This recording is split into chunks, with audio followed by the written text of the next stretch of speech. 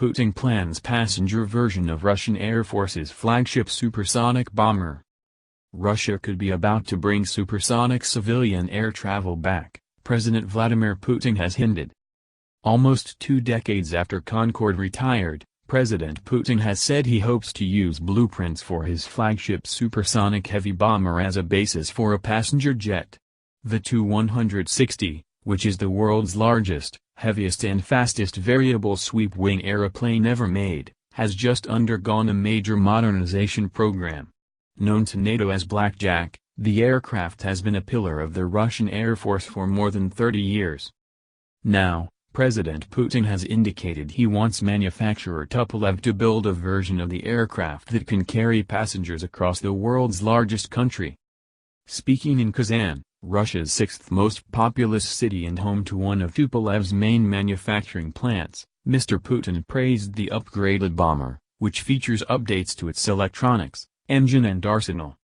Russian news agency Interfax quoted President Putin as saying, "We have now implemented a brilliant project in Kazan. In fact, we have created a new Tu-160 for the armed forces, a supersonic combat bomber." And not only the carrier itself, but also its weapons were finalized. Mr. Putin added, "Everything runs like clockwork."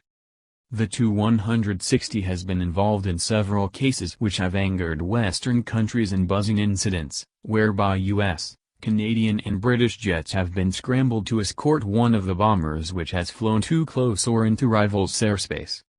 Tu-160s have also recently flown to Venezuela, where Russia is supporting embattled Venezuelan President Nicolas Maduro, who the U.S. is trying to replace with the country's National Assembly President Juan Guaido. Russia has offered political and financial assistance to Mr. Maduro but has not given official military support.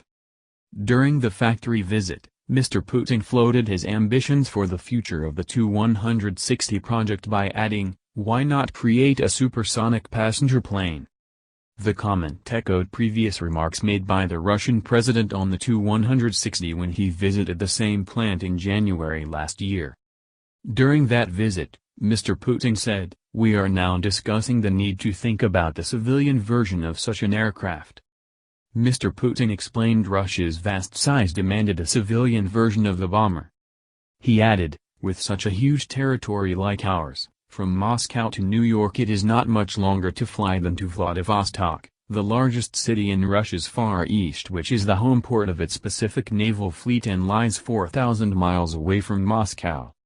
Should the remodeled Tu-160 be built, it would not be Tupolev's first foray into supersonic civilian aircraft.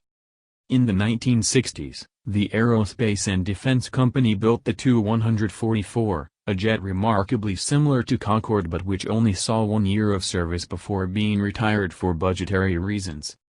British Airways and Air France jointly decided to mothball Concorde in 2003 for the same reason.